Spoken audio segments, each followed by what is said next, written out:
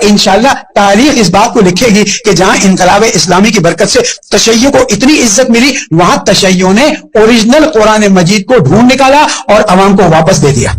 اور الحمدللہ اللہ تعالیٰ نے زہرا اکیڈمی کو یہ توفیق عطا فرمایا، میرے استاد حضرت آیت اللہ سید حسین مرتضی نقوی صاحب کو یہ ہمت دی کہ قرآن مجید کے ہاتھ سے لکھے ہوئے 4 اماموں کے نسخے انہوں نے تلاش کیے ہیں اور ان پر ریسرچ کی ہے، اور آہستہ آہستہ ہم نے اس کی سرٹیفیکیشن جو ہے وہ برٹش میوزیم لائبریری سے لی ہے۔ لیکن تاریخ کا یہ کام آپ کو آگے چل کے بتائے گا، میں یہاں سے اس وقت بیان کرنے کی پوزیشن میں نہیں ہوں، ورنہ اہل سنت کے ساتھ ہمارے اختلافات ایک دم سے کھڑے ہو جائیں گے اور ہم پھر اس کو حل نہیں کر سکیں گے۔ دیکھو یہ میرا دعویٰ ہے کہ اہل تشیع کے پاس، شیعہ رافضیوں کے پاس نہ قرآن ہے نہ اہل بیت ہے۔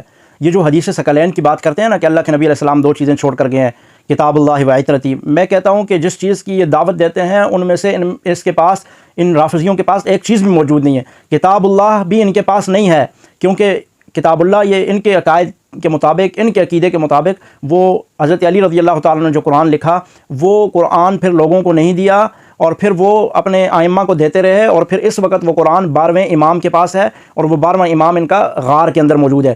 نوٹ کیجئے، پہلی بات، قرآن بھی ان کے پاس نہیں ہے۔ قرآن کہاں ہے؟ امام کے پاس، اور امام کہاں ہے؟ غار میں۔ قرآن بھی غار میں، امام بھی غار میں۔ اب ثقلین دونوں غار میں ہیں، لہٰذا 12واں امام جب پیدا ہوا اس کے بعد ہی سے نہ ان کے پاس قرآن ہے نہ ان کے پاس امام ہے۔ یہ قرآن سے بھی خالی، امام سے بھی خالی۔ جس کے پاس کتاب اللہ نہیں، جس کے پاس امام نہیں، وہ کیا ہے؟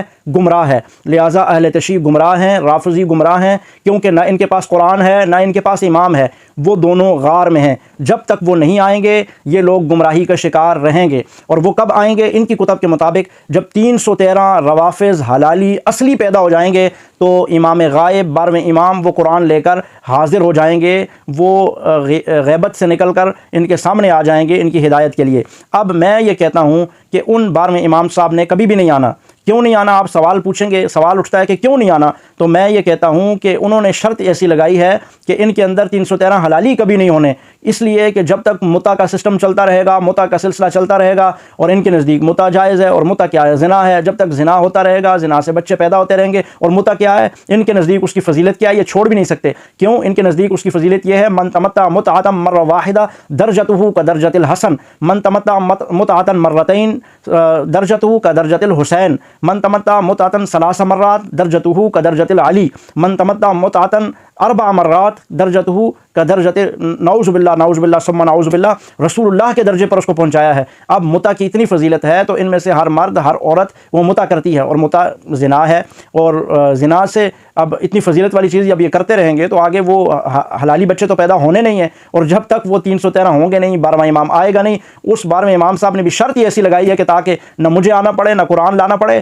اور نہ ان کے 313 حلالی کبھی پورے ہوں، تو اس لیے کبھی بھی پورے نہیں ہونے۔ یہ ہمیشہ گمراہ رہیں گے اور یہ گمراہی میں مریں گے، کیونکہ میں نے شروع میں کہا نہ قرآن نہ ان کے پاس امام، نہ انہوں نے متع چھوڑنا، نہ امام نے آنا، اور نہ قرآن نے آنا۔ لہٰذا اب یہ شخص جو آپ نے کلپ سماعت کیا، یہ جو دعویٰ کر رہا ہے یہ جھوٹ دعویٰ کر رہا ہے، اور یہ ساتھ ڈر بھی رہا ہے۔ اگر امام نے آنا ہوتا، سچے قرآن نے آنا ہوتا، تو اس طرح سے وہ ڈر کے نہ کرتا کہ اہل سنت بھائی جو ہے وہ ہمیں رگڑا لگا دیں گے، ایسا کبھی نہ کرتا۔ قرآن بھی ڈھنکے کی چوٹ پہ آیا، اور امام رسول اللہ صلی اللہ علیہ وسلم بھی ڈھنکے کی چوٹ پر آئے۔ سارے مشرکین، منافقین، سارے عرب نے مخالفت کی، لیکن قرآن بھی آ گیا، امام بھی آ گیا۔ اب نہ کسی امام نے آنا ہے نہ کسی قرآن نے آنا ہے، جس امام نے قرآن لانا ہے وہ امام تو آنا ہی نہیں ہے اب۔ لہٰذا یہ سارے کا سارا فراڈ، دھوکہ، دجل ہے، اور یہ رافضیت یہ مذہب نہیں ہے، یہ عبداللہ بن سبا کا بنایا ہوا مسلمانوں کے اندر پروپیگنڈے کے لیے، سازش کے لیے، مسلمانوں کو توڑنے کے لیے ایک سسٹم اس نے بنایا تھا، جس کو اس نے رافضیت کا نام، سبائیت کا نام دے دیا تھا۔ اب وہ سسٹم انشاءاللہ العزیز بے نقاب ہو چکا ہے، مزید ہو جائے گا،